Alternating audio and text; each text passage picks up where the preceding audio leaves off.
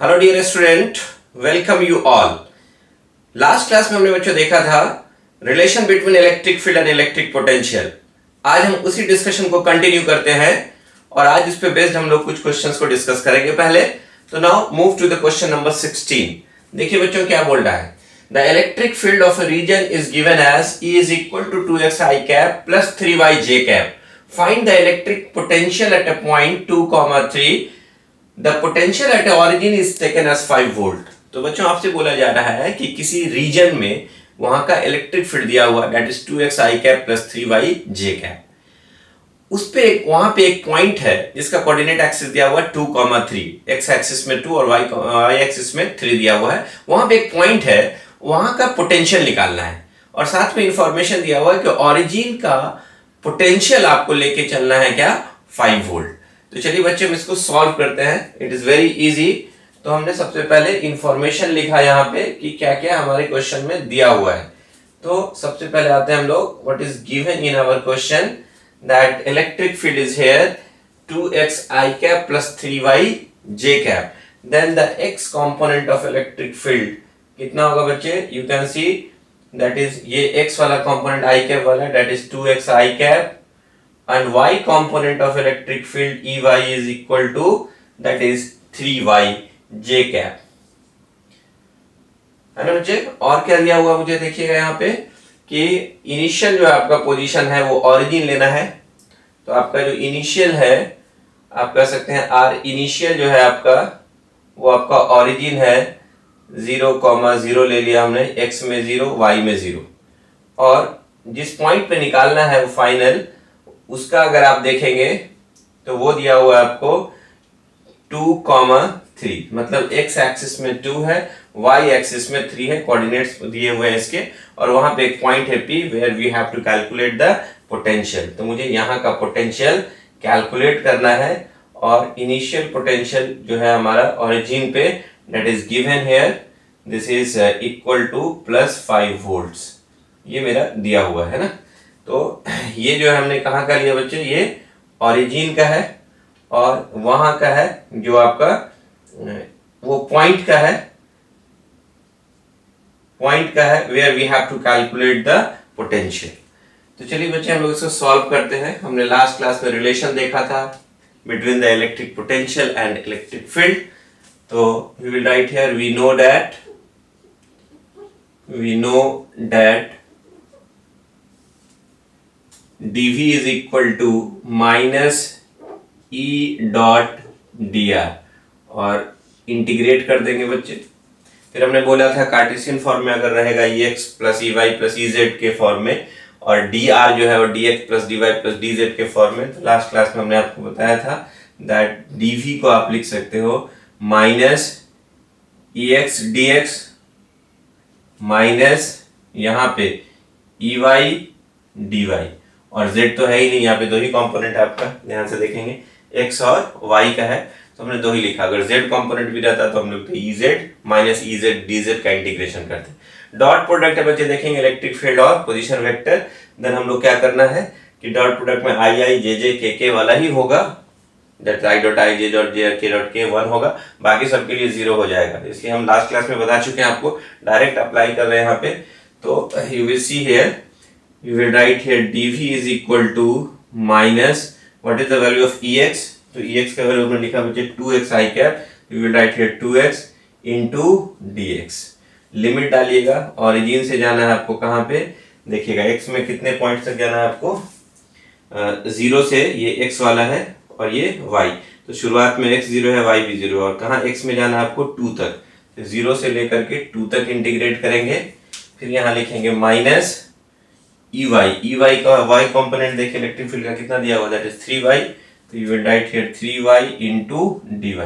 ये भी आपको कहां से कहां है, ओरिजिन से y में कितना तक जाना है बच्चे, 3 तक, यू विल राइट हियर 3 और ओरिजिन पे आपका जो पोटेंशियल वो कितना है 5 वोल्ट और आपको उस पॉइंट फाइनल पॉइंट पे आपको पोटेंशियल कैलकुलेट करना है। तो हमने अभी तो प्रॉपर लिमिट लिख दिया। dv का इंटीग्रेशन करेंगे, v होगा upper limit minus lower limit, तो v फाइनल पॉइंट -5 हो जाएगा और यहाँ -2 और ये x इंटू dx का इंटीग्रेशन करेंगे दैट इज x² अपॉन 2 और इस पे हम लिमिट रख देंगे, लिमिट कहाँ से कहाँ 0 से 2 तक, और यहाँ भी क्या हो जाएगा हमारे बच्चों 3 और y इंटू डी वाई का y स्क्वायर बाई 2 और यहाँ पे लिमिट देंगे कहाँ से कहाँ 0 से 3। तो what you will see here, तो आप क्या देखेंगे बच्चों ध्यान से देखिए, this will 2 will cancelled out, then this is v final is equal to -5 उधर जाएगा प्लस हो जाएगा और यहाँ माइनस और ब्रैकेट में देखेंगे यहाँ एक्स स्क्वायर है तो अपर लिमिट 2 का स्क्वायर माइनस 0 का स्क्वायर और फिर माइनस दिस इज 3/2, यहाँ y के जगह पे 3 रखेंगे तो 3 का स्क्वायर माइनस 0 का square. What you will see here, this v final is equal to 5 and 2 to the 4 तो ये हो जाएगा -4 और यहाँ minus this is 3/2 and 3 3 9 minus 0 is 9, तो you will see here this is equal to how much, तो आप देखेंगे 5 minus 4 करेंगे then you will see here this is 1, 5 minus 4 करेंगे 1 minus and this is 9 3 27/2 that is 13.5 and when you subtract them then you will get v final point का potential आपको मिलेगा 12.5 volt. तो आपको उस पॉइंट का जो पोटेंशियल मिलेगा that is equal to how much, that is 12.5 volt. तो बच्चे आपने क्या देखा कि if this is the coordinate axis x axis and this one is y axis, ये ओरिजिन है और यहाँ का पोटेंशियल दिया हुआ है कितना आपको, दैट इज +5 वोल्ट। एक पॉइंट लिया गया x में 2 और y में 3, लेट इट बी 2 और ये 3 है ना। तो यू विल सी हियर यहाँ पे मेरा एक पॉइंट है and that point is VF, ये F पॉइंट है। यहाँ का पोटेंशियल हमने कितना निकाला -12.5 वोल्ट। तो यहाँ का पोटेंशियल हमने कैलकुलेट कर लिया। यहाँ का पोटेंशियल आपको दिया हुआ था, इस रीजन में इलेक्ट्रिक फील्ड का वैल्यू कितना दिया हुआ था बच्चे, that is 2x i cap plus 3j cap. तो आपने देखा कि how easily we calculate the potential of any point if electric field is given, तो that is very very important। बच्चे आप इसको अब नोट कर लेंगे है ना, फिर हम लोग आगे डिस्कस करते हैं। Now see dear student, example number 17, the potential at any point is given by v is equal to x into y bracket के अंदर y square minus 4x square. Calculate the Cartesian component of electric field at the point. तो बच्चे क्या बोला जा रहा है यहाँ पे, किसी भी पॉइंट का पोटेंशियल दिया हुआ है and that potential here v बराबर x इंटू ब्रैकेट में y square minus 4x square. किसी पॉइंट का पोटेंशियल दिया हुआ है और पूछा क्या गया है कि इस पॉइंट के पास इलेक्ट्रिक फील्ड का कार्टेशियन कंपोनेंट बताइए। It means what is the value of x component of electric field, y component of electric field and z component of electric field, that is ex ey and ez। ये आपको calculate करना है। तो चलिए बच्चे यहाँ पे क्या दिया हुआ है, तो here we write here what is given, that potential of that point is equal to x into y square minus 4x square bracket में लिखेंगे। इसको जब हम आगे बढ़ाएंगे तो x को मल्टीप्लाई कर दी, you can write it x into y square minus 4x cube and you have to find the Cartesian component of electric field like ex ey और ez बच्चे आपको कैलकुलेट करना है ना। तो we know that what is the relation between electric field and electric potential। तो यहाँ पे हम लिख देते हैं we know that अगर आपको कार्टेशियन कंपोनेंट निकालना है you have to find the electric field along x axis, then you will write here minus del v by del x, मतलब partial differentiation of potential with respect to x। पिछले class में ये formula बताया था आपको। यहाँ पे जो पोटेंशियल रखेंगे और उसको डिफरेंशिएट करेंगे x के रिस्पेक्ट में, जब x के रिस्पेक्ट में डिफरेंशिएट करेंगे तो y और z कंपोनेंट हमारा कांस्टेंट होगा है ना। तो यहाँ पे क्या देखेंगे बच्चे, हम आपको करके भी दिखाते हैं, minus del by del x और v के जगह पे जो आया है वो यहाँ पुट कर दीजिए। v कितना था, x into y square, that is x into y square minus 4x cube. तो जब इसको पार्शियल डिफरेंशिएशन करेंगे x के रिस्पेक्ट में तो y और z कंपोनेंट रहेगा, कांस्टेंट रहेगा, then ex is equal to कितना आ जाएगा बच्चे, ध्यान से देखेंगे, इसको मल्टीप्लाई करेंगे डेल बाई डेल x से मल्टीप्लाई करेंगे इसको और इसको मल्टीप्लाई करेंगे, y स्क्वायर कांस्टेंट होगा मेरा तो y स्क्वायर को बाहर कर दीजिए and del by del x इसका सिर्फ x रह जाएगा ना, और y स्क्वायर कांस्टेंट था तो कांस्टेंट को डिफरेंशिएशन से हमने बाहर कर दिया, फिर माइनस माइनस ये प्लस हो जाएगा और ये 4x क्यूब में मल्टीप्लाई करेंगे डेल बाई डेल एक्स से, तो 4 को बाहर कर दीजिए, कांस्टेंट है, then del x cube by del x. So what you will see here, that is ex is equal to minus y square, del x upon del x is 1 and this is 4. और ये differentiation का जैसे हम लिखते थे dx to the power n by dx is equal to n into x to the power n minus 1. Same इसी तरह से फॉर्मूला अप्लाई करेंगे 3 into x के पावर 3 minus 1. तो what you will see here that ex is equal to 4 3 is 12 x square positive है तो इसको हमने पहले लिख दिया, और ये माइनस y square. तो this is the Cartesian component of electric field along x axis, that is Ex. इसी तरह से बच्चे सिमिलरली हम लोग Ey निकालेंगे, that is similarly we have to find the Ey and the y component of electric field is minus del v by del y. बच्चे ध्यान देना, आपको y के रिस्पेक्ट में डिफरेंशिएट करना है, पार्शियल डिफरेंशिएशन, इसका मतलब y ही वेरिएबल होगा, बाकी x और z क्या होगा, कांस्टेंट होगा. Then what we write here minus del by del y, और v के जगह पे फिर हम वही चीज रख देंगे यहाँ पे x into y square minus 4x cube.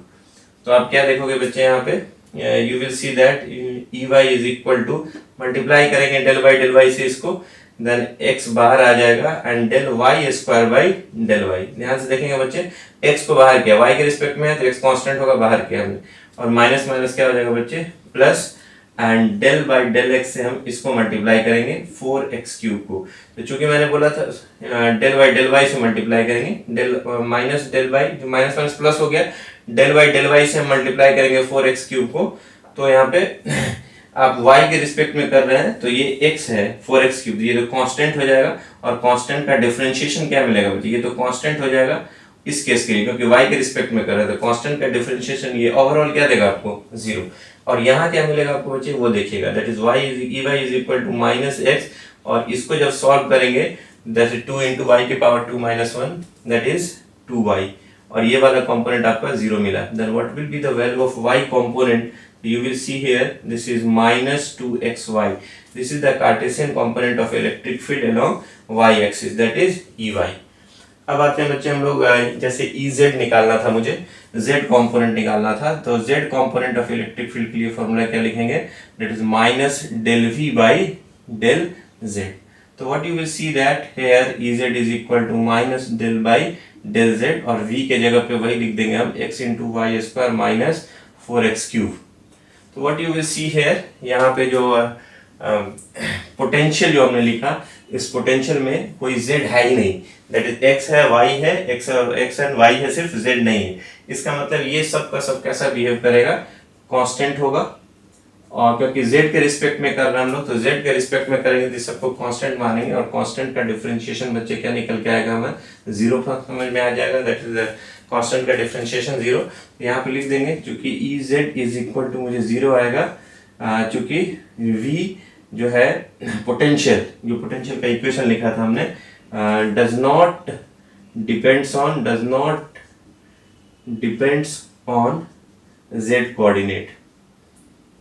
Coordinates. क्या देखा आपने, z कोऑर्डिनेट पे डिपेंड नहीं कर रहा है. तो आपने देखा कि पोटेंशियल का जो इक्वेशन है इसमें z कोऑर्डिनेट नहीं है, इसलिए जब z के रिस्पेक्ट में पार्शियल डिफरेंशिएशन करेंगे तो ये सब कांस्टेंट की तरह बिहेव करेगा, एंड कांस्टेंट की तरफ अगर ये बिहेव करता है तो इसका डिफरेंशिएशन क्या हो जाएगा, 0. Then what is your final answer, तो फाइनल आंसर आपका क्या मिला, you can see here, that is the Ex is equal to आपका कितना आ गया बच्चे, you can see this is 12x square minus y square, that is 12x square minus 12x square minus y square, and y component of electric field is how much, that is minus 2xy, and z component of electric field will be 0. So this is the electric field in the Cartesian component, है ना. अगर आपको net निकालना होगा तो तीनों का vector sum कर देंगे, that will give the net resultant electric field at that point. तो बच्चे आप इसको नोट कर लीजिए. Now see dear student, example number 18, the electric potential at a point, coordinate दिया हुआ x, y, z is given by v is equal to minus x square y minus xz cube plus 4. The electric field E at that point is, इस point पे electric field का value निकालना है, वहां का potential दिया हुआ है बच्चों, और ये आपके पास चार ऑप्शंस हैं, आपको बताना विच ऑप्शन इज करेक्ट। तो ये आपके कॉम्पिटिटिव एग्जाम में पूछा हुआ क्वेश्चन है बच्चे। तो हाउ वी सॉल्व दिस, तो क्या दिया हुआ यहाँ पे, तो बच्चे हमने देखा कि here potential is given as -x² y -xz³ और +4, और आपको बताना है कि इस पॉइंट पे x, y, z, इस पॉइंट पे इलेक्ट्रिक फील्ड का वैल्यू क्या होगा। इसका आई कैप, जे कैप एंड के कैप के टर्म में आपको चार ऑप्शंस दिए गए हैं, मतलब Cartesian component of electric field along x axis, y axis and z axis. तो बारी बारी से हम निकाल करके इसको सॉल्व करते हैं। तो what you will write here, आपको Ex निकालना है। तो इलेक्ट्रिक फील्ड जो निकालेंगे x एक्सिस में, वो Ex इज इक्वल टू कितना हो जाएगा बच्चे, -ΔV/ΔX, मतलब पार्शियल डिफरेंशिएशन करेंगे इसको किसके रिस्पेक्ट में, x के रिस्पेक्ट में। You will write here -ΔX और v के जगह पे -x² y -xz³ और +4 लिखेंगे। तो what you will see here, ध्यान से देखेंगे बच्चे, तो ये जो होगा मेरा that is all about x axis, मतलब ये आई कैप देने वाला है। तो थोड़ा हम सॉल्व करें इसको, what you will get, Ex is equal to x component of electric field, क्या माइनस माइनस क्या हो जाएगा बच्चे, प्लस हो जाएगा। डेल x के रिस्पेक्ट में कर रहा है इसको डिफरेंशिएट x के रिस्पेक्ट में, तो ये x² वेरिएबल होगा, y कांस्टेंट होगा, तो y को बाहर कर दीजिए and you will write here del x² upon del x, और यहाँ माइनस प्लस माइनस माइनस फिर ये प्लस हो जाएगा, और यहाँ x के रिस्पेक्ट में कर रहे हैं बच्चे, तो z³ को बाहर कीजिए and you will write here del x upon del x, और minus plus minus you will write here del by del x into 4। ये सब आपका आई कैप है। तो what you will get here, the x component of electric field will be how much, that is equal to, ये आपका बच्चा आ जाएगा कितना, y and this is 2x, और ये आएगा z³ and del x by del x is 1 and d4/dx करेंगे del, तो ये कांस्टेंट है, डिफरेंशिएशन इसका 0 हो जाएगा। देन द इलेक्ट्रिक फील्ड अगर आप देखेंगे तो आई कैप में कितना आएगा बच्चे, वो देखेंगे, that is I cap bracket में 2xy plus this one is z³। तो जो आपने क्या देखा, the x component of electric field will be how much, that is I cap 2xy plus z³, है ना। तो आप इसको मैच कर लें, आपके पास टाइम कम होगा तो सी आई वाला कंपोनेंट कौन इससे मैच कर रहा है। तो you can see here that is I cap 2xy plus z³, you can see here I cap 2xy plus z³। तो ये आपका यहाँ पे करेक्ट है। अगर यहाँ पे देखेंगे सेकंड ऑप्शन में तो ये इनकरेक्ट हो जाएगा, है ना बच्चे। यहाँ भी अगर आप देखेंगे आई कैप वाला जो है x कंपोनेंट, ये भी गलत हो जाएगा, और यहाँ भी देखेंगे तो यहाँ प्लस की जगह पे माइनस है, तो आप क्या देख सकते हैं कि आपके तीन ऑप्शंस तो ऐसे ही गलत निकल गए। इट मींस आपका फर्स्ट नंबर क्या हो जाएगा बच्चे, करेक्ट हो जाएगा। तो आपको टाइम भी सेव करना है, तो कोई एक कंपोनेंट निकालिए और फिर उसके बाद चूज करिए, है ना, उसके बाद आप उसको आराम से सॉल्व कर लेंगे। लेकिन फिर भी हम आगे भी आपको बता दें कि how we calculate the y and z component. तो you can write here similarly, तो सिमिलरली मुझे y कंपोनेंट निकालना है इलेक्ट्रिक फील्ड का, then Ey is equal to minus del v by del y, है ना। तो यहाँ पे आप रखेंगे जब, तो minus del by del y, और v के जगह पे वही चीज लिख देंगे फिर से, है ना, that is minus x² y minus xz³ plus 4 and this is j cap. तो what you will see here, the y component of electric field will be how much. तो बच्चे आपको क्या देखना है, यहाँ y के रिस्पेक्ट में कर रहे हैं तो यहाँ y वेरिएबल होगा, x² कांस्टेंट होगा, और यहाँ देखेंगे बच्चे आप ध्यान से कि इसमें y कंपोनेंट है ही नहीं, तो इसका डिफरेंशिएशन 0 हो जाएगा, इसका भी डिफरेंशिएशन 0 हो जाएगा, तो सिर्फ आपको इसकी वजह से मिलेगा। तो माइनस माइनस ये प्लस हो जाएगा, और x² बाहर आ जाएगा, del y by del y करेंगे, then this is j cap, what you will get here, that is j cap x² and dy by dy is 1. Now we have to calculate z component. Ez is equal to minus del v by del z. We can write it like that, minus del by del v, और v के जगह पे बच्चे रख देंगे minus x² y minus xz³ plus 4 and this is k cap. तो what we will see, del by del z करना था बच्चे, है ना, z के रिस्पेक्ट में करना है, तो z में एक यही टर्म है, बाकी सब तो है नहीं, तो यहाँ पे क्या हो जाएगा बच्चे, that z component of electric field will be minus minus, ये देखिए यहाँ पे ये इसमें z नहीं है और इसमें भी z नहीं है, तो इसके साथ डिफरेंशिएट करेंगे तो क्या मिलेगा मुझे बच्चे, 0 मिलेगा। तो मुझे इसके साथ सिर्फ डिफरेंशिएट करना है, तो माइनस माइनस क्या हो जाएगा बच्चे, प्लस हो जाएगा, और यहाँ x कांस्टेंट हो जाएगा तो x बाहर चला जाएगा, and del z cube by del z you will, this will be equal to how much, this is k cap, तो आपको ये वैल्यू कितना मिलेगा बच्चे, that is 3 k cap, and this is 3x z square. So you can see which option is correct. This is here k cap 3x z square. So what you will get here, the net electric field will be the summation of all these, that is Ex plus Ey plus Ez.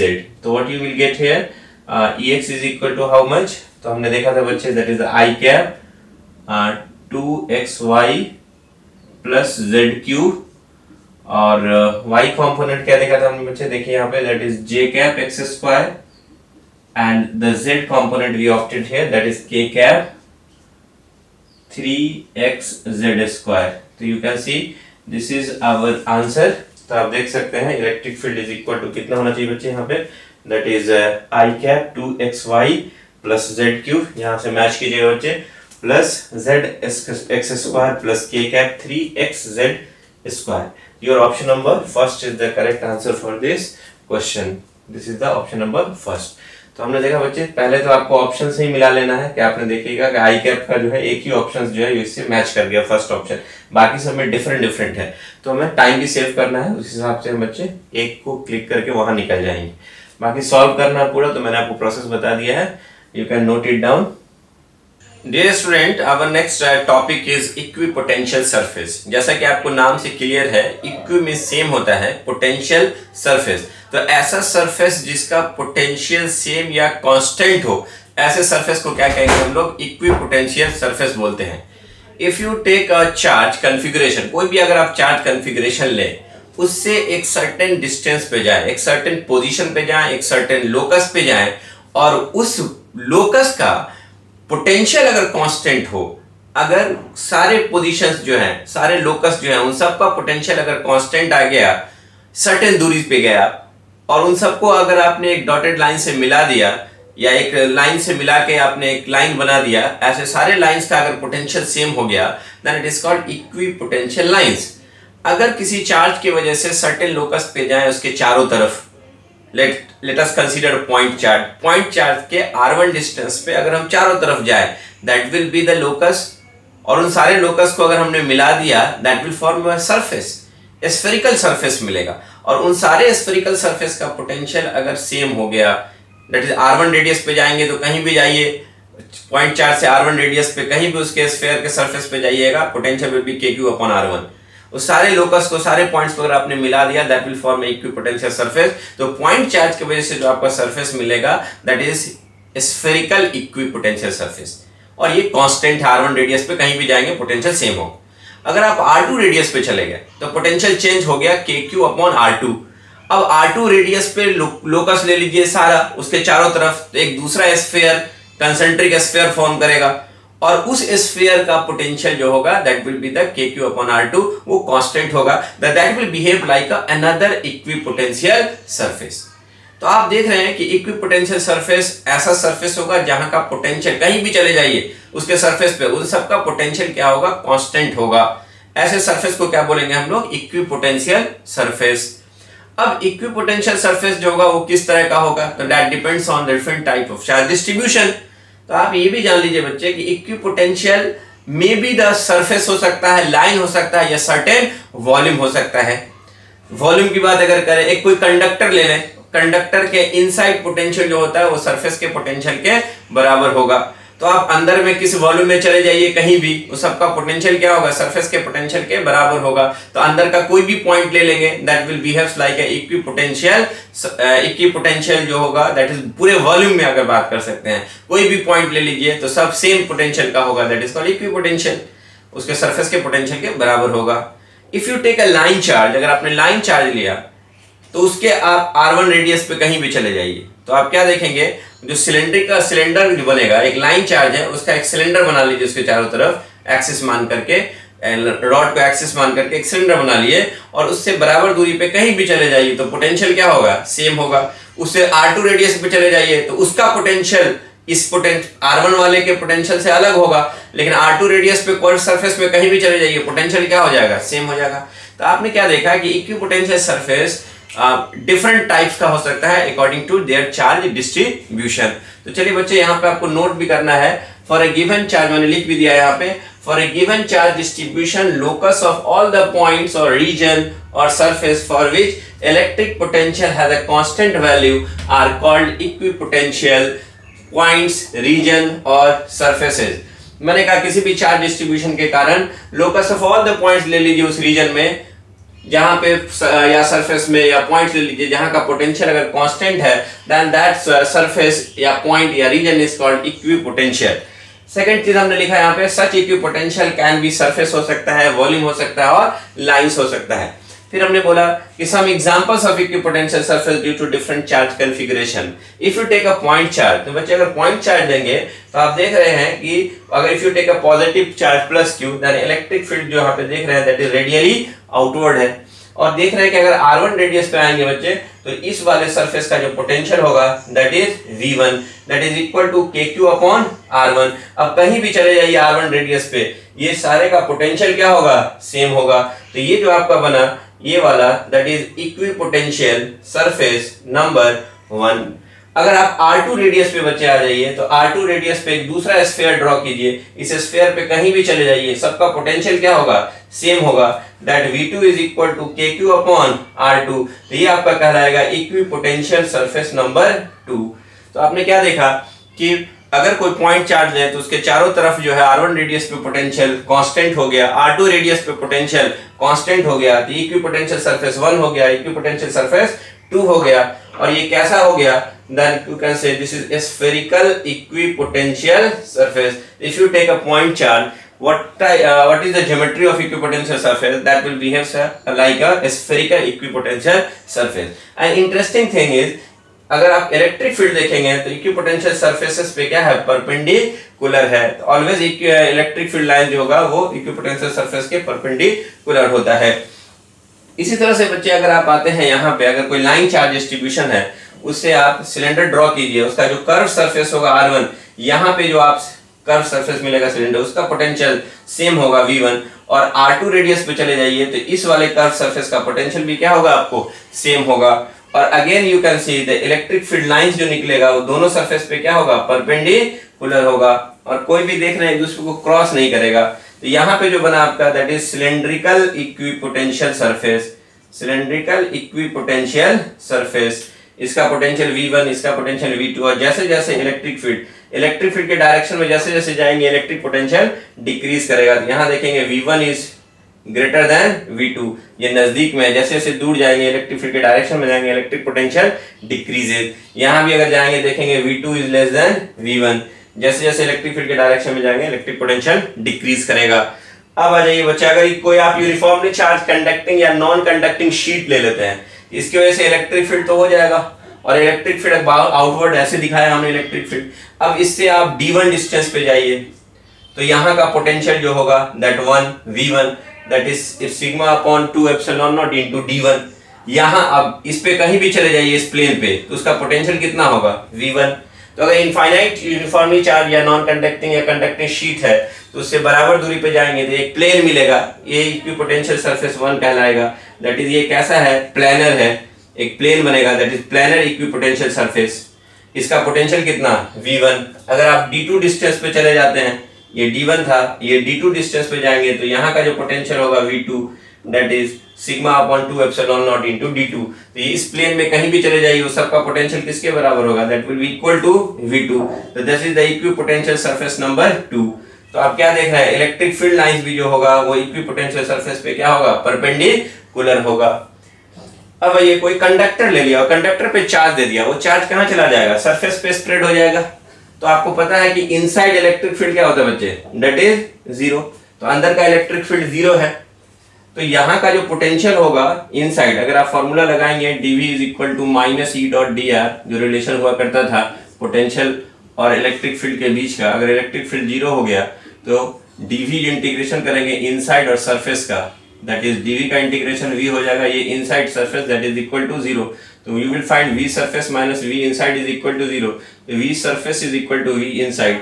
तो आप क्या देखेंगे कि इस conductor के अंदर का जो पोटेंशियल होगा वो उसके सरफेस के पोटेंशियल के बराबर होगा, तो अंदर का पोटेंशियल जो होगा वो सरफेस के पोटेंशियल के बराबर होगा। इस कंडक्टर के अंदर किसी भी वॉल्यूम, इसके पूरे वॉल्यूम में किसी भी पॉइंट पे चले जाइए, ए बी सी डी कहीं भी चले जाइए, उस सारे पॉइंट्स का पोटेंशियल क्या होगा, सरफेस के पोटेंशियल के बराबर होगा। और हमने उससे, अगर आप उसके कंडक्टर से थोड़ा बाहर निकले, अगर बराबर दूरी पे कहीं भी जाएं, इससे इतना इससे इतना इससे इतना, तो एक लाइन मिला है हमने डॉटेड लाइन, ये सारा डॉटेड लाइन इससे मान लीजिए d1 डिस्टेंस पे है, तो इस सारे लाइंस पे जो पोटेंशियल होगा वो सेम होगा। तो ये आपका इक्वी पोटेंशियल लाइन हो गया, इक्वी पोटेंशियल लाइन नंबर 1। अगर आप d2 डिस्टेंस पे चले गए तो ये दूसरा डॉटेड लाइन दिखाया जिसका पोटेंशियल v2 है, that is equi potential line number 2। तो आपने क्या देखा कि there are different types of equipotential surface on the basis of their charge configuration. If you take a point charge, equipotential surface is a spherical. If you take a line charge, तो आपको cylindrical मिला. If you take a uniformly charged conducting or non-conducting sheet, तो आपको planar equipotential surface मिलेगा। और conductor पे अगर आपने चार्ज दे दिया तो यहाँ पे आपको एक लाइन मिला, इक्विपोटेंशियल लाइंस मिले। तो finally what is equipotential surface, तो क्या बोलेंगे, किसी भी चार्ज डिस्ट्रीब्यूशन के कारण वह लोकेशन, वह लोकस, वह पोजीशन जहां पे पोटेंशियल कांस्टेंट हो, उस रीजन को, उस सरफेस को या उस लाइंस को हमको क्या कहेंगे, इक्विपोटेंशियल। तो बच्चे होप समझ में आया होगा, नोट इट डाउन, फिर हम लोग प्रॉपर्टीज ऑफ इक्विपोटेंशियल सरफेस की बात करेंगे। Now see dear student, what are the properties of equipotential surface. तो चलिए, different points are there. Number 1 points है, number 1 point is electric field line always intersect an equipotential perpendicularly. Electric field lines जो होता है वो equipotential surface को intersect करता है perpendicularly. It means electric field lines always passes perpendicularly on equipotential surfaces, या line या जो भी हो उस पे परपेंडिकुलर होगा। एंड सेकंड पॉइंट है, no equipotential surfaces can intersect each other. कोई भी दो इक्विपोटेंशियल सरफेस, अलग अलग दो इक्विपोटेंशियल सरफेस है, एक दूसरे को इंटरसेक्ट नहीं करेगा, क्योंकि at the point of intersection there is two value of potential which is not possible. तो चलिए बच्चे, इन दोनों पॉइंट्स का हम एक फिगर बना के दिखाते हैं। If you see there is a point charge Q, और ये हमने बनाया, इससे R1 रेडियस है ये, and this one is the R2 radius. And what you see, एक पॉइंट चार्ज की वजह से R1 रेडियस पे जितना भी पॉइंट होगा, इस सारे पॉइंट्स पे पोटेंशियल सेम होगा, या कि ये इस पूरे सरफेस पे पोटेंशियल होगा V1, और R2 रेडियस वाला जो है उस पे जो पोटेंशियल होगा सरफेस पे, दैट इज V2। और इस पॉइंट चार्ज की वजह से जो इलेक्ट्रिक फील्ड लाइंस होगा, that will be radially outward. If you take this is a positive charge, then this is the electric field lines which is radially outward. So what you will see here, कि these electric field lines intersect equipotential surface. ये जो electric field lines है, black वाला जो मैंने दिखाया, वो equipotential surface को इंटरसेक्ट कर रहा है यहाँ पे, और कितने एंगल से, that is 90 डिग्री परपेंडिकुलरली। तो वही मैंने पहला पॉइंट लिखा बच्चे कि electric field lines always intersect an equipotential perpendicularly. यहाँ पे क्या देख रहे हैं कि इलेक्ट्रिक फील्ड लाइन जो है इक्विपोटेंशियल सरफेस को इंटरसेक्ट कर रहा है परपेंडिकुलरली। और दूसरा पॉइंट था कि पहला वाला और ये दूसरा वाला जो सरफेस है, this is equipotential surface 1 and this is equipotential surface 2, कभी भी एक दूसरे को इंटरसेक्ट नहीं करेगा। अगर इंटरसेक्ट कर जाता तो एक पॉइंट पे दो पोटेंशियल का वैल्यू संभव नहीं था। तो second point is no equipotential surface can intersect each other. तो आपने ये पॉइंट भी देख लिया और ये पॉइंट भी देख लिया। अब आइए पॉइंट नंबर 3 पे। A charge conductor of any shape is an equipotential surface. अगर कोई चार्ज कंडक्टर हो, किसी भी शेप का हो, किसी भी साइज का हो, वो कैसा बिहेव करेगा, इक्विपोटेंशियल सरफेस की तरह। If it were not so, अगर ऐसा नहीं है, there would be a flow of charge from one end to the another along the conductor. अगर इलेक्ट्रिक पोटेंशियल सेम नहीं है, इसका मतलब समझ लेंगे कि अगर डिफरेंस इन द पोटेंशियल आ जाएगा तो पोटेंशियल डिफरेंस के कारण चार्ज का फ्लो होना शुरू हो जाएगा, जैसा कि करंट इलेक्ट्रिसिटी में होता है। तो आप क्या देखेंगे बच्चे कि कोई भी कंडक्टर ले लीजिए एनी शेप एंड साइज का, अगर ये चार्ज कंडक्टर है, this is a charge conductor, और अगर ये चार्ज कंडक्टर है, ये कंडक्टर है और ये चार्ज है, तो इसके सरफेस पे कहीं भी चले जाइए पोटेंशियल क्या होगा, सेम होगा। That will behaves like a equipotential surface. कहीं भी चले जाइए, यहाँ पे 1 पे 2 पॉइंट पे, यहाँ का पोटेंशियल, यहाँ आ जाइए 3rd पॉइंट पे V3, क्या देखेंगे V1 बराबर V2 बराबर V3, कहीं भी चले जाएंगे पोटेंशियल क्या होगा, सेम होगा। तो वही चीज बताया, charge conductor of any shape equipotential surface की तरह बिहेव करेगा। अगर ऐसा नहीं है, if it were not so, there would be flow of charge from one end to another end along the conductor। अगर ऐसा नहीं है, अगर पोटेंशियल में डिफरेंस आ रहा है तो चार्ज का फ्लो होगा। you can say अगर पोटेंशियल डिफरेंस आता है तो चार्ज का फ्लो होगा।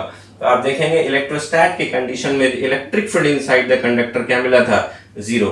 कौन से कंडीशन में बच्चे, ध्यान रखिएगा, इलेक्ट्रोस्टैटिक कंडीशन में बात कर रहे हैं हम लोग। अगर आपका इलेक्ट्रोडायनेमिक के केस में बात करते हैं, अगर चार्ज का मोशन हो रहा होता है, करंट इलेक्ट्रिसिटी में बात करते हैं, तो इलेक्ट्रिक फील्ड कंडक्टर के अंदर 0 नहीं होता है, तो पोटेंशियल भी वहां पे सेम नहीं होगा, तब वहां पे पोटेंशियल डिफरेंस के कारण चार्ज का फ्लो होता है। आते हैं हम लोग पॉइंट नंबर 3 हो गया बच्चे। पॉइंट नंबर 4 पे आइए। Equipotential surface are crowded together in a region of strong electric field. अगर स्ट्रॉन्ग इलेक्ट्रिक फील्ड है, देन इक्विपोटेंशियल सरफेस वहां पे क्राउडेड दिखेगा आपको, and whereas they are relatively far apart, अगर एक दूसरे से थोड़ा दूरी पे हो तो वहां का फील्ड जो होगा दैट इज वीक होगा। चलिए इस पॉइंट को समझाते हैं बच्चे, ध्यान से देखेंगे। अगर हमने ऐसा कुछ खींचा, these are electric like this, अगर हमने लिया ये V1 पोटेंशियल है, ये V2 पोटेंशियल है, V3 पोटेंशियल है, these are the equipotential surfaces, V1 वाला, V2 वाला और V3 वाला। अगर हमने यहाँ पे 2 पॉइंट लिया, एक पॉइंट यहाँ लिया A, if you take a point here A and this is the point B and this is the point C, तो आप क्या देख रहे हो, दो पोटेंशियल के बीच V1 और V2 के बीच यहाँ पे मोर क्राउडेड है और यहाँ पे लेस क्राउडेड है। तो आप दो ही एग्जांपल देखिए, V1 और V2 दो इक्विपोटेंशियल सरफेस है, यहाँ पे मोर क्राउडेड लाइंस है, यहाँ पे रिलेटिवली लेस क्राउडेड है। तो यहाँ पे मोर क्राउडेड है, वहां पे इलेक्ट्रिक फील्ड का स्ट्रेंथ ज्यादा होगा then compare to strength of electric field at the less crowded region. तो यहाँ पे दो लाइंस के बीच का डिस्टेंस कम होगा, वहां पे स्ट्रेंथ ऑफ इलेक्ट्रिक फील्ड क्या होगा बच्चे, ज्यादा होगा। तो वही आपको पॉइंट नंबर 4 कि equipotential surface are crowded together in a region of strong electric field whereas they are relative far apart. अगर उसके रिलेटिव में अगर ये थोड़ा सा दूरी पे हो, इसके रिलेटिव में अगर ये दूरी पे हो, तो यहाँ का इलेक्ट्रिक फील्ड क्या होगा, स्ट्रेंथ वीक होगा। इसलिए हमने लिखा यहाँ पे EC is greater than EA। फिर आप आ जाइए पॉइंट नंबर 5 पे बच्चे। Where a charge is shifted from one point to another point on equipotential surface, work done against the electrostatic field is 0। अगर किसी चार्ज को इक्विपोटेंशियल सरफेस पे एक पॉइंट से दूसरे पॉइंट पे शिफ्ट कराते हैं तो उसमें वर्क डन क्या हो जाएगा बच्चे, 0 हो जाएगा। फॉर एग्जांपल अगर आप यहाँ 1 से लेकर के 2 पे एक Q0 चार्ज को यहाँ से लेके यहाँ पहुंचाइए, what is the amount of work done, then work done बराबर क्या होगा बच्चे, चार्ज इनटू पोटेंशियल डिफरेंस, और दैट वर्क डन हो जाएगा चार्ज पोटेंशियल डिफरेंस करेंगे आप अगर V2 minus V1, you will C V1 और V2 का पोटेंशियल सेम होगा, क्योंकि V1 is equal to V2, तो पोटेंशियल डिफरेंस क्या हो जाएगा, 0। Then what will be the amount of work done in shifting a charge from 1 to 2। तो आप देखेंगे work done in moving a charge या work done in shifting a charge from one point to another point on equipotential surface, यहां से यहां ले जाने में that is equal to 0। That is our point number 5। And now point number 6, work has to be done to move a charge from one equipotential surface to another। आप ध्यान से देखेंगे बच्चे, हमने बोला कि एक ही इक्विपोटेंशियल सरफेस पे किसी चार्ज को मूव करा रहे हैं। When a charge is shifted from one point to another point on equipotential surface, एक ही इक्विपोटेंशियल सरफेस पे अगर शिफ्ट करा रहे हैं दो पॉइंट्स पे, एक ही इक्विपोटेंशियल सरफेस के दो पॉइंट्स पे अगर आप चार्ज को शिफ्ट करा रहे हैं, वर्क डन जीरो होगा क्योंकि दोनों पॉइंट्स के बीच का पोटेंशियल सेम है। लेकिन अगर टू डिफरेंट इक्विपोटेंशियल सरफेसेस है और एक सरफेस से दूसरे सरफेस पे चार्ज ले जा रहे हैं, उस केस में वर्क डन होगा। फॉर एग्जांपल अगर आप यहां से, अगर यहां पे एक पॉइंट है आपका ए और यहां पे एक पॉइंट है बी, और आप एक चार्ज को Q0 को A से B पे ले जा रहे हैं, तो यहाँ का पोटेंशियल VA है, यहाँ का पोटेंशियल VB है। इस केस में आपका वर्क डन हो जाएगा Q इंटू डेल्टा V, चूंकि यहाँ पे डेल्टा V आपका जीरो नहीं होगा, VB माइनस VA। तो यहाँ पे आप कह सकते हैं कि वर्क डन आपका जीरो नहीं होगा, क्योंकि आप एक इक्विपोटेंशियल सरफेस से दूसरे इक्विपोटेंशियल सरफेस पे जब ले जाएंगे तो दोनों सरफेस के बीच में पोटेंशियल का डिफरेंस आएगा। सो दैट आपने यहाँ पे लिखा work has to be done to move work has to be done to move a charge from one equipotential surface to the another। एक इक्विपोटेंशियल सरफेस से दूसरे इक्विपोटेंशियल सरफेस पर ले जाएंगे तो वर्क आपको करना पड़ेगा। तो व्हाट आर द प्रॉपर्टीज, ये आपको टिप ऑफ टंग रखने हैं बच्चे। और मोर क्राउडेड लाइन वाले जो हमने बात किया था, यहाँ पे अगर आप ये भी देख सकते हैं, you know that electric field is minus dV by dr, देन आप देख सकते हो कि जिसका dr मतलब पोटेंशियल डिफरेंस तो दोनों में सेम है। यहाँ पे आप पोटेंशियल डिफरेंस ले लें dV, चाहे यहाँ पे पोटेंशियल डिफरेंस ले लें दो इक्विपोटेंशियल सरफेस के बीच, ये सेम है। अगर आपका dV कांस्टेंट है, सेम है दोनों के लिए, A पॉइंट और B पॉइंट के लिए, then electric field is inversely proportional to dr। अगर यहाँ dr कम है इसके कंपैरिजन में, तो यहाँ का इलेक्ट्रिक फील्ड स्ट्रेंथ ज्यादा होगा। तो हमने क्या क्या देखा, what are the properties of electric equipotential surface. तो आपने देखा है number one, electric field lines always intersect करता है perpendicularly, very important point, perpendicularly on the equipotential surface. Second is no equipotential surface can intersect each other. Third में देखा एक conductor किसी भी शेप एंड साइज का हो, वो इक्विपोटेंशियल सरफेस की तरह बिहेव करेगा। अगर ऐसा नहीं है तो समझ लीजिए पोटेंशियल डिफरेंस है, और अगर पोटेंशियल डिफरेंस होगा तो चार्ज का फ्लो होगा, है ना, जैसे कंडक्टर के केस में हमने आपको दिखाया। पॉइंट नंबर 4, इक्विपोटेंशियल सरफेस अगर क्राउडेड है तो उस रीजन में स्ट्रॉन्ग इलेक्ट्रिक फील्ड होगा। अगर रिलेटिवली देखेंगे, अगर फार अपार्ट है दो इक्विपोटेंशियल सरफेस, तो वहां का इलेक्ट्रिक फील्ड का स्ट्रेंथ वीक होगा। पॉइंट नंबर 5 में हमने देखा when a charge is shifted from one point to another point on the same equipotential surface, work done will be zero because potential difference will be zero. And 6th point देखा हमने कि work has to be done when we move a charge from one equipotential surface to another equipotential surface. ये सारे पॉइंट्स को बच्चे आपको tip of tongue रखने हैं।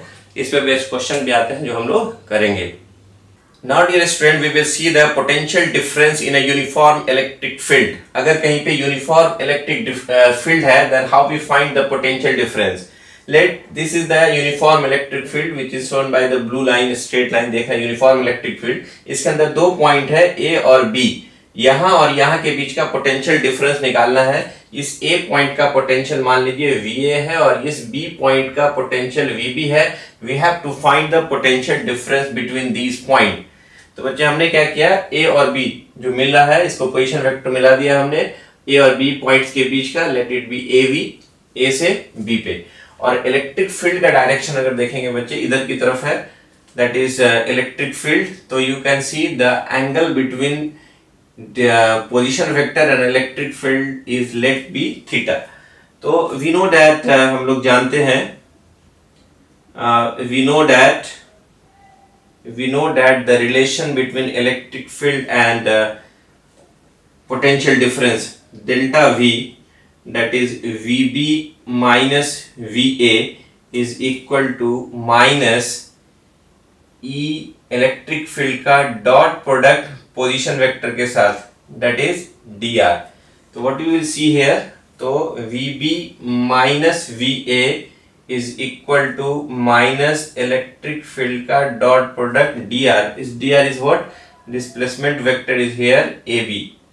तो what will be the magnitude of electric field, तो you can write it like that, magnitude of electric field, इसका डॉट प्रोडक्ट करेंगे बच्चे, into magnitude of position vector AB into cos theta. हमने E dot AB को हमने यहाँ ऐसे लिख सकते हैं, डॉट प्रोडक्ट स्केलर प्रोडक्ट को इलेक्ट्रिक फील्ड का मैग्नीट्यूड, पोजीशन वेक्टर का magnitude into cos theta, where theta is the angle between electric field and position vector AB। यहाँ पे थीटा जो है एंगल हो गया किसके बीच का, इलेक्ट्रिक फील्ड और AB के बीच का, है ना। अब आप क्या देखेंगे बच्चे, इस ए बी का कंपोनेंट अगर लेंगे, यहां से अगर हमने इसको ऐसे मिला दिया और एक परपेंडिकुलर लाइन खींचा इलेक्ट्रिक फील्ड के परपेंडिकुलर, है ना, नीचे, और इसको आगे बढ़ाए, तो ये एक राइट एंगल ट्रायंगल है बच्चे। तो ये देखेंगे ए बी का कंपोनेंट जब हम इस पे लेंगे, तो ए बी का कंपोनेंट इस पे लेंगे तो this value is equal to how much, that is A B cos theta. तो you can say A B cos theta को हमने इफेक्टिव क्या मान लिया, डी। तो that A B cos theta को अगर आपने डी मान लिया, then the potential difference between these two point, that is V B, you will write here VB minus VA is equal to minus electric field का magnitude, और इसके जगह पे आपने क्या मान लिया, D। तो यहाँ पे आपका AB cos theta is showing here the equal to D। AB cos theta किसके बराबर है, D के बराबर है, और D जो होगा that is equal to the effective distance, कह सकते हैं effective distance between between the points A and B, A और B पॉइंट के बीच का इफेक्टिव डिस्टेंस है D, है ना, जिसको हमने यहाँ मान लिया, that is AB cos theta is equal to D. What we see here, the potential difference जो आया मेरा VB minus VA is equal to minus E into D। तो आप क्या देखोगे बच्चे कि माइनस साइन जो है ये बताएगा कि as you go in the direction of electric field potential क्या होगा, डिक्रीजेस। और इसी को अगर आपको ऐसे लिखना होता VA minus VB, then you can write it like E into D, and this is the potential difference, VA minus VB या VB minus VA, that is the potential difference. तो by using this formula you can also find the value of electric field, that is delta V upon D।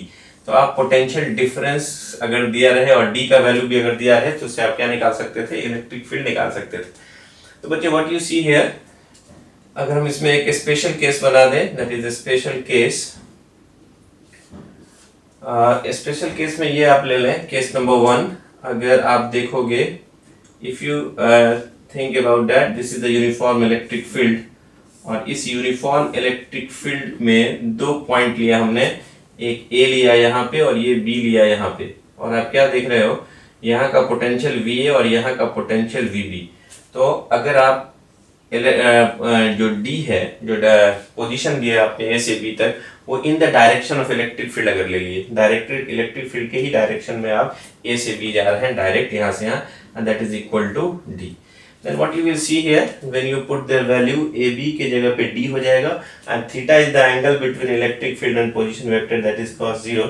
उस case में आपको क्या निकल जाएगा, देखेंगे यहाँ पे, that is VB, अगर यहाँ निकाल रहे हैं VB माइनस VA, दोनों के बीच का पोटेंशियल डिफरेंस जो होगा वो माइनस इलेक्ट्रिक फील्ड का मैग्नीट्यूड E, और AB का वैल्यू कितना है D, और दोनों का डायरेक्शन सेम है, theta is equal to 0 degree, then you will get here the potential VB minus VA is equal to E into minus E into D। what you will say, और वही अगर निकालना हो, यहाँ पे माइनस साइन क्या बताएगा कि as you go in the direction of, यहाँ पे आपने देखा कि माइनस साइन क्या बताएगा, negative sign indicates as we move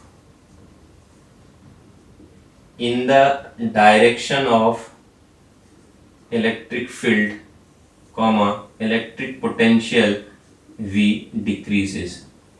तो ये डिक्रीज करेगा, तो जैसे जैसे हम इलेक्ट्रिक फील्ड के डायरेक्शन में जाएंगे, तो यहाँ पे अगर आप देखेंगे तो आप ये VA एंड VB, तो VB is less than VA, electric field के डायरेक्शन में अगर आप जाएंगे तो। इसी तरह से बच्चे अगर आप केस 2 में बात करें, दैट इज केस 2, अगर these are the electric field lines, uniform electric field है कहीं पे, और इस यूनिफॉर्म इलेक्ट्रिक फील्ड में अगर आपने दो पॉइंट ऐसे ले लिया, these are the point A and B, तो आप क्या देखोगे, यहाँ पे जो पोजीशन वेक्टर है A से B का, उसका डायरेक्शन, A से B का पोजीशन वेक्टर का डायरेक्शन इधर की तरफ और इलेक्ट्रिक फील्ड इधर की तरफ, तो what will be the angle between them, that is theta is equal to 90 degree. तो इस केस में जो आपका पोटेंशियल निकालेंगे, सेम उसी फार्मूला से VB minus VA is equal to minus electric field का मैग्नीट्यूड E, यहाँ से यहाँ का वैल्यू मैग्नीट्यूड अगर AB ले लें, जैसे also you can take this value as a D, और cos दोनों के बीच का एंगल AB पोजीशन वेक्टर और इलेक्ट्रिक फील्ड के बीच का एंगल 90 डिग्री, तो what you will see here, VB minus VA is equal to minus E into D into cos 90। अगर कोई दो पॉइंट आपने कहा लिया परपेंडिकुलर, दो पॉइंट ए और बी क्या लिया perpendicular to the electric field, electric field जो है उधर जा रहा है, और ये दो पॉइंट जो लिया, दोनों को मिलाने वाला जो लाइन है वो इलेक्ट्रिक फील्ड के परपेंडिकुलर है, इन दैट केस cos 90 क्या हो जाएगा आपका 0। Then you will see VB minus VA is equal to 0, then VB is equal to VA। तो आपको क्या निष्कर्ष निकला, क्या कंक्लूजन निकला कि अगर electric field, uniform electric field है और वहां पे बहुत सारा पॉइंट ले लें and that all points are perpendicular on the, सारे पॉइंट्स को मिला के एक लाइन बना लें और वहां पे देखेंगे इलेक्ट्रिक फील्ड उस लाइन पे परपेंडिकुलर है, तो उन सारे पॉइंट्स पे जो इलेक्ट्रिक पोटेंशियल होगा वो बराबर होगा। कह सकते हैं these are the equipotential points. तो हमने क्या देखा इससे बच्चों, यूनिफॉर्म इलेक्ट्रिक फील्ड में अगर हमने दो पॉइंट ले लिया, दोनों पॉइंट्स को मिलाने वाला जो लाइन होगा that is the position vector, वो इलेक्ट्रिक फील्ड से अगर एंगल थीटा बना रहा है, then the potential difference between these two points VB minus VA is equal to क्या हो जाएगा बच्चे, यहाँ पे देखेंगे that is you can write minus EAB cos theta. और हमने क्या लिखा कि अगर हम AB का कंपोनेंट अगर ले लिया इलेक्ट्रिक फील्ड के डायरेक्शन में, तो अगर जो भी पोजीशन रहे, अगर इलेक्ट्रिक फील्ड के डायरेक्शन में जो effective A cos theta AB cos theta is equal to D, तो अगर उसके डायरेक्शन में अगर आ गए, then just you can write the potential difference VB minus VA is equal to minus E into D. This D is the effective distance between the two points A and B in the direction of, किस direction में है, in the direction of uniform electric field, in the direction of uniform electric field। तो ये आप easily निकाल सकते हैं, है ना। और अगर पोटेंशियल डिफरेंस अगर आपको दो पॉइंट्स के बीच निकल गया, इलेक्ट्रिक फील्ड के डायरेक्शन के बीच का पोटेंशियल डिफरेंस दिया हुआ है, तो दोनों पॉइंट्स के बीच in the direction of electric field वो D से डिवाइड कर देंगे, you can easily find the magnitude of electric field. तो अगर पोटेंशियल डिफरेंस पता है इलेक्ट्रिक फील्ड में, अगर दो पॉइंट्स हैं, दोनों पॉइंट्स के बीच का जो डायरेक्शन है that is in the direction of electric field, तो अगर दोनों के बीच का पोटेंशियल डिफरेंस डिवाइडेड बाय दोनों के बीच का distance divide that is equal to the electric field, आपको निकल जाएगा uniform electric field. Special case में हमने क्या दिखाया कि these are uniform electric field, हमने एक पॉइंट A लिया और दूसरा पॉइंट B लिया और देखा कि these points are in the direction of electric field, then theta is equal to 0 degree, then just electric potential difference will be VB minus VA is equal to minus E into D। Minus sign क्या बताया कि as you go in the direction of electric field, electric potential decreases। वही अगर VA minus VB कर देंगे then it will be E into D। यहाँ पे देखा कि अगर हमने दो पॉइंट ले लिया, दो points are perpendicular to the direction of electric field, और यहाँ का पोटेंशियल अगर VA है और यहाँ का पोटेंशियल अगर VB है, then the position vector electric field पे परपेंडिकुलर हो गया, इन दैट केस cos 90 0 हो जाएगा and you can see this A and B are of same potential. तो हम कहेंगे कि A and B points are equipotential, equipotential मतलब सेम पोटेंशियल का होगा। तो इसको बच्चे नोट कर लें, इस पे बेस्ड क्वेश्चंस आते हैं, फिर हम आगे नेक्स्ट देखेंगे। Dear student, our next example is example number 19 which is based on the equipotential surface। तो बच्चे इस क्वेश्चन को देखते हैं हम लोग। Some equipotential surfaces are shown in the figure. What can you say about the magnitude and direction of electric field? तो बच्चे these are the equipotential surface 1, 2, 3 and 4 and सबका सब देखिएगा x एक्सिस से 30 डिग्री एंगल बना रहा है। It means सारा का सारा इक्विपोटेंशियल सरफेस एक दूसरे के पैरेलल है। और बच्चे वो x एक्सिस पे जो डिस्टेंस है दोनों के बीच का, ये देखेंगे 20 centimetre minus 10 centimetre that is 10 centimetre. इन दोनों इक्विपोटेंशियल सरफेस के बीच का भी डिस्टेंस 10 सेंटीमीटर, यहाँ भी 10 सेंटीमीटर। तो आप क्या देख रहे हैं, सारा पैरेलल है और इक्विपोटेंशियल सरफेस यहाँ पे दिखाया गया and you have to find the magnitude and direction of electric field. तो बच्चों जैसा कि हमने पढ़ा था कि अगर इक्विपोटेंशियल सरफेस अगर पैरेलल है तो इलेक्ट्रिक फील्ड लाइन जो होगा वो इक्विपोटेंशियल सरफेस पे परपेंडिकुलर होता है। Then here we can say, we will write here electric field will be perpendicular on the equipotential surface, equipotential surfaces, यहाँ जो इलेक्ट्रिक फील्ड होगा that will be perpendicular on equipotensial surface, क्योंकि ये सारा equipotensial surface कैसा है, parallel है। तो यहाँ से देखेंगे बच्चे एक परपेंडिकुलर लाइन खींचते हैं। Let this line is like that, इसको बाद में लिखेंगे। यहाँ पे एक लाइन ड्रॉ करते हैं, ध्यान से देखेंगे। This line is perpendicular on all the equipotential surface. This line is perpendicular on the equipotential surface. और ये वाला वैल्यू कितना दिया हुआ बच्चे आपका, दैट इज 30 डिग्री, ये एंगल दिया हुआ है, और ये 10 सेंटीमीटर। तो ये लाइन जो है, that line is perpendicular on equipotential surface 1, 2, 3 and 4 सब पे है। तो इसी डायरेक्शन में कहीं ना कहीं इलेक्ट्रिक फील्ड होगा। तो व्हाट वी सी, अगर आप ध्यान से, हम इस ट्रायंगल को अगर यहाँ दिखाते हैं बच्चे, ध्यान से देखिए, ये वाले ट्रायंगल को हम रीड्रॉ करते हैं लाइक दिस। तो ये है हमारा, और ये लाइन जो है इस पे परपेंडिकुलर है। ये वाला एंगल कितना है, 30 डिग्री, और ये है दैट इज 90 डिग्री परपेंडिकुलर है। तो ये बच्चे, और ये डिस्टेंस जो है आपका, एक राइट एंगल ट्रायंगल हो गया, और ये डिस्टेंस आपका दिया हुआ है 20 - 10 दैट इज 10 सेंटीमीटर, है ना। तो फिर से यहाँ पे देखें, here the electric field will B perpendicular on all the equipotential surface, on all the equipotential surfaces। तो what we will write here, the electric field का magnitude कितना होगा, that will be potential difference between the equipotential surface divided by d. d is the perpendicular distance between the equipotential surface. This is what delta v is the potential difference between equipotential surfaces divided by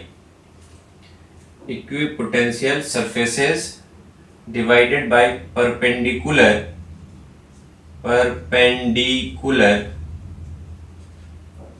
distance, या कहिए separation, perpendicular separation between equipotential surfaces। So what you will see here, what is the potential difference between these two surfaces? तो यहाँ आप देखोगे बच्चे that delta V is equal to 20 - 10, कितना volt का potential difference है, that is 10 वोल्ट्स। और perpendicular distance मतलब आपको ये डिस्टेंस निकालना है बच्चे। परपेंडिकुलर डिस्टेंस दो प्लेन के बीच जो है, पैरेलल जो इक्विपोटेंशियल सरफेसेस है उसके बीच का परपेंडिकुलर डिस्टेंस ये d, आपको ये d निकालना है। तो आप क्या देखेंगे बच्चे, यहाँ पे ये एक राइट एंगल ट्रायंगल हो गया, ये वाला है ना 30 डिग्री, ये d, दोनों के बीच का ये वाला distance 10 centimetre. What you will write here, इस राइट एंगल ट्रायंगल में थीटा के सामने ये परपेंडिकुलर p, और ये आप देखेंगे बच्चे, ये आपका बेस b, और ये हो जाएगा h। तो you can see in this right angle triangle sin theta is equal to how much, then sin theta is equal to p/h। p में आप देखेंगे d, और ये वाला d, और h में आपको क्या है, दिस इज 10 सेंटीमीटर।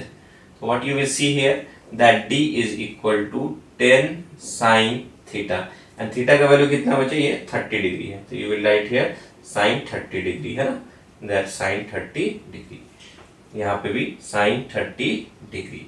तो what you will get here, and sin 30 ये सेंटीमीटर में है, and sin 30 is 1/2, then you will say यार 10 × 1/2 दैट इज 5 सेंटीमीटर। तो परपेंडिकुलर डिस्टेंस कितना निकल गया बच्चे, that is 5 centimetre, and that is equal to how much, metre. तो you can say 5 × 10⁻⁻2 metre.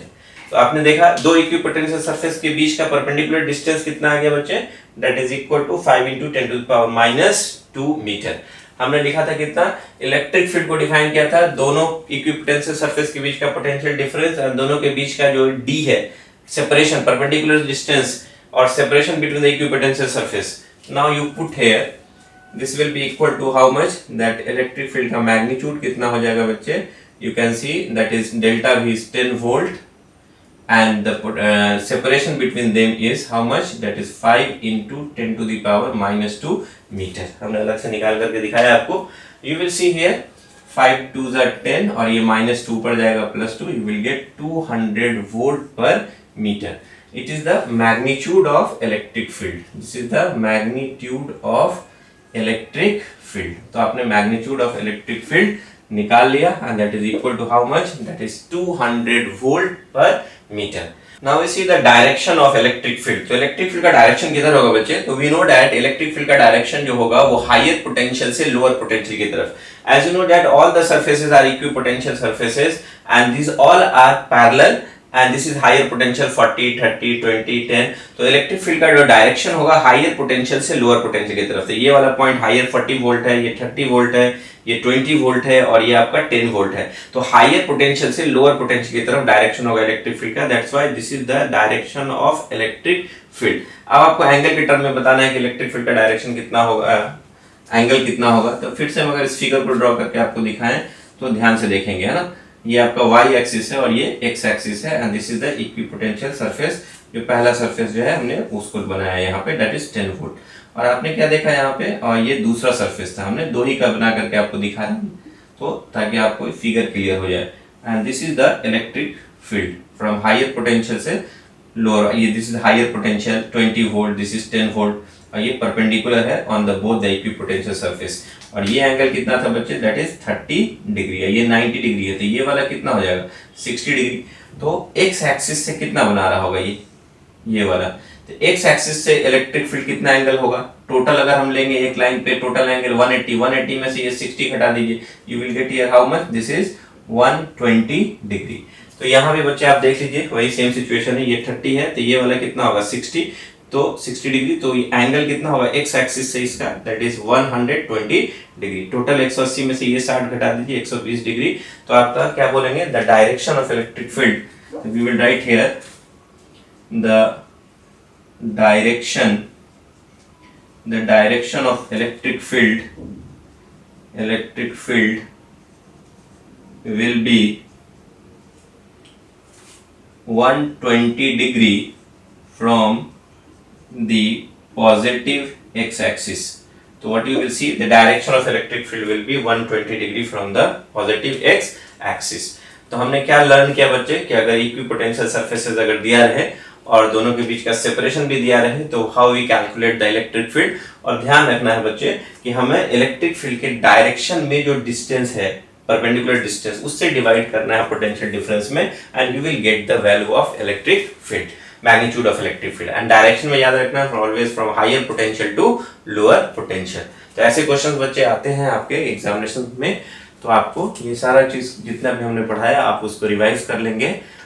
Dear student, now see the example number 20 which is related to the electric potential. तो आपको पहले देख ले यहाँ पे, figure shows the lines of constant potential in a region in which electric field is present, at which point A, B, C, D the magnitude of electric field greatest। तो बच्चे क्या है यहाँ पे, these are the field lines, एक तरह से कह सकते हैं इलेक्ट्रिक पोटेंशियल का ये लाइन है, this is equipotential surface number 1। कहीं भी चले जाइए इस लाइन पे पोटेंशियल 50 वोल्ट है, दूसरा पे ये एक दूसरा इक्विपोटेंशियल सरफेस है जिसका पोटेंशियल 40 वोल्ट है, ये तीसरा इक्विपोटेंशियल सरफेस है 30 वोल्ट, इसी तरह से चौथा 20 वोल्ट और ये पांचवा जो लाइन है that shows the equipotential surface number 5। तो आप कह सकते हैं this is EPS1 equipotential surface 1, this is EPS2 equipotential surface 2, equipotential surface 3, equipotential surface 4 and this is the equipotential surface number 5।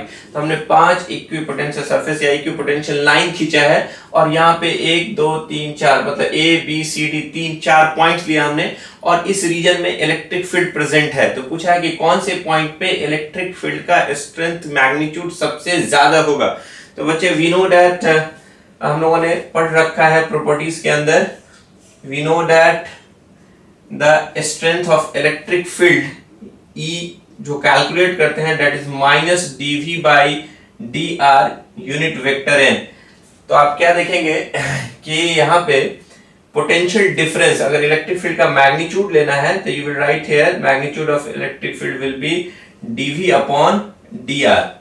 क्या देखेंगे आप, dV upon dr where dV is the potential difference, the potential difference between the two equipotential surface। Here you can say equipotential surface number 1 और equipotential surface number 2 दोनों के बीच का potential difference कितना होगा बच्चे, डेल्टा V। आप देखेंगे 50 माइनस 40 कितना मिलेगा 10 वोल्ट। यहाँ भी अगर आप देखेंगे डेल्टा V कितना मिलेगा दोनों के बीच 40 माइनस 30 दैट इज 10 वोल्ट। यहाँ भी आपको डेल्टा वी कितना मिलेगा बच्चे, potential difference that is equal to 10 volt.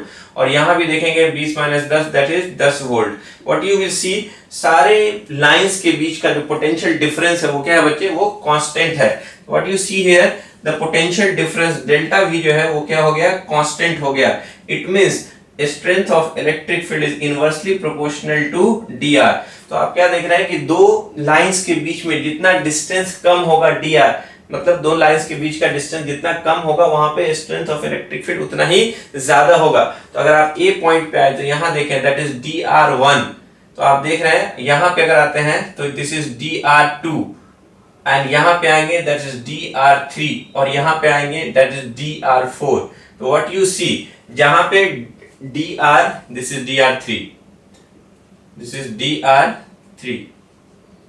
तो हमने बोला जितना dr, दो पोटेंशियल लाइंस के बीच में जो इलेक्ट्रिक फील्ड जो होगा ये दोनों लाइन के परपेंडिकुलर होगा। इस पॉइंट पर अगर निकालना है तो यहाँ पे एक परपेंडिकुलर लाइन खींचिए जो दोनों पोटेंशियल इक्विपोटेंशियल सरफेस पे परपेंडिकुलर हो।